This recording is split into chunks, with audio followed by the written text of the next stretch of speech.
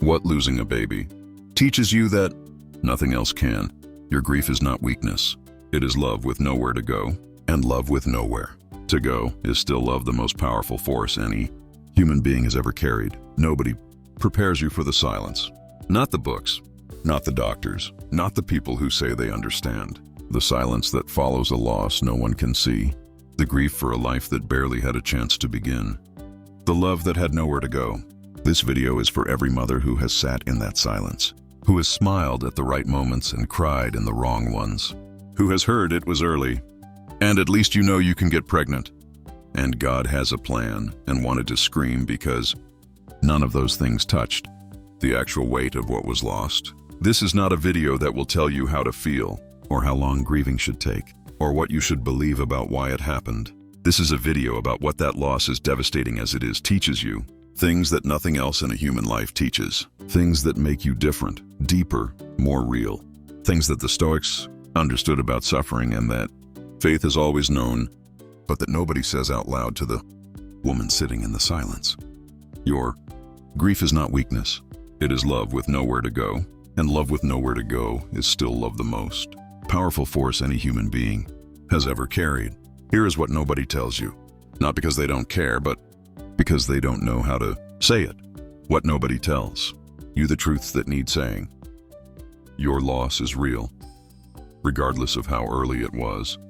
The moment you knew, you loved. The moment you loved, you were a mother. That does not require weeks or months or a heartbeat visible on a screen. It requires love, and you had it. Your loss is as real as any loss. Your grief deserves as much space as any grief. Nobody gets to measure it for you. You don't have to be strong about this. The pressure to recover quickly, to be grateful for what you have, to move forward, to try again. That pressure is not kindness. It is discomfort with your grief dressed up as advice. You are allowed to grieve fully. You are allowed to take as long as it takes. Strength is not the absence of grief. Strength is grieving honestly without pretending you are not. Your faith can hold the questions. The hardest question is not why God allowed this. The hardest question is what you do with your faith when the answer doesn't come. The Psalms are full of people who asked God why and received silence. That silence is not evidence of absence. It is the space where faith is tested and sometimes deepened in ways that comfortable seasons never produce. This loss is teaching you something. Not because it was sent to teach you, not because God needed this to happen, but because you are still here, still breathing, still loving, still searching for meaning in the human mind and spirit.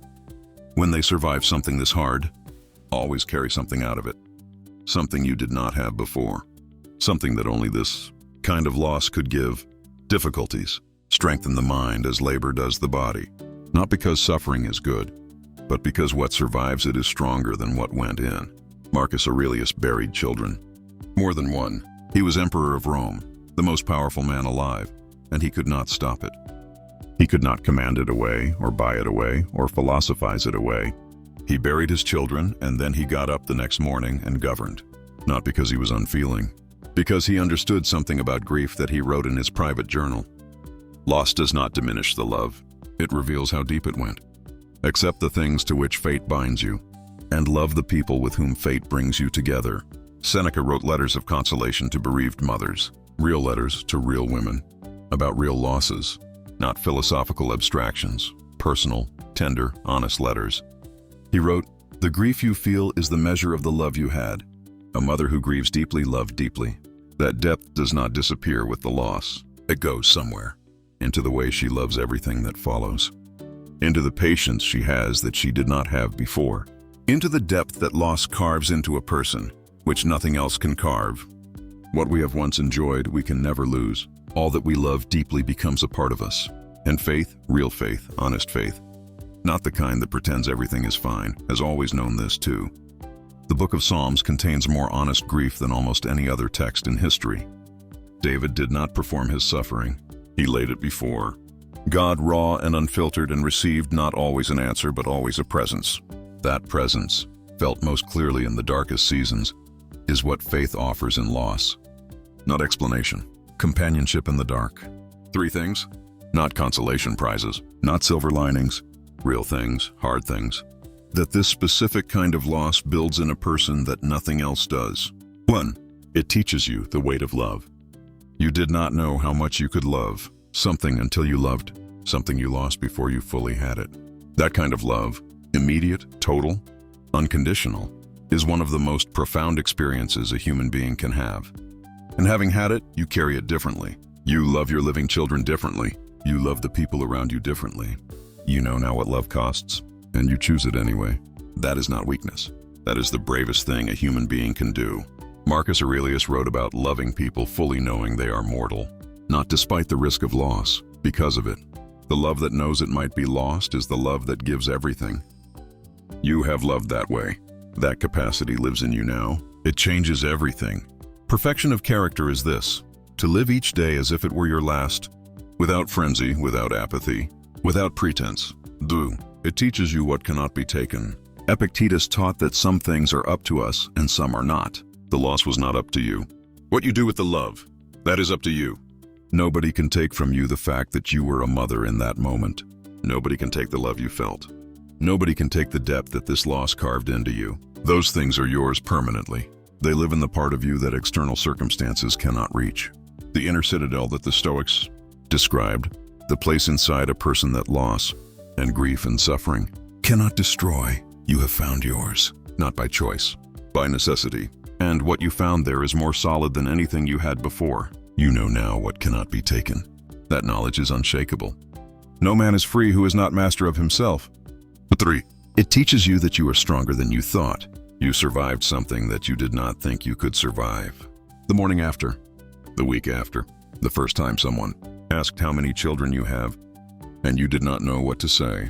You navigated all of it, imperfectly, painfully, but you navigated it, and you are still here. That is not a small thing. That is one of the most profound demonstrations of human strength that exists. Not the dramatic kind, the quiet kind, the daily kind, the kind that gets up in the morning when getting up is the last thing it wants to do.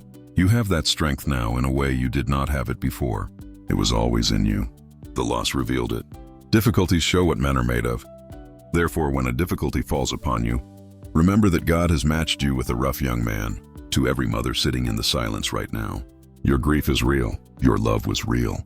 Your loss deserves to be named and honored and given all the space it needs. You are not behind in your healing. You are not doing it wrong. You are not too sad or not sad enough. You are a person who loved completely and lost profoundly. And you are doing the most human thing possible. You are carrying it. Marcus Aurelius carried his losses and governed an empire. Seneca wrote letters of tender consolation to mothers just like you. Faith has walked through this darkness with women for thousands of years. You are not alone in this. You have never been alone in this. And what this loss is teaching you, slowly, painfully, in the silence, is something that nothing else could have taught. A depth of love, a knowledge of what cannot be taken, a strength you did not know you had. Your baby was real. Your love is real. And you, still here, still going, still carrying all of it. You are more than you were before. Grieve fully. Love deeply. Keep going. If this video found you, share it with a mother who needs to hear it today. Subscribe for one video a week. And if you feel comfortable, drop a comment. Not to perform your grief, just so you know you are not alone in it. I read everyone. See you next week.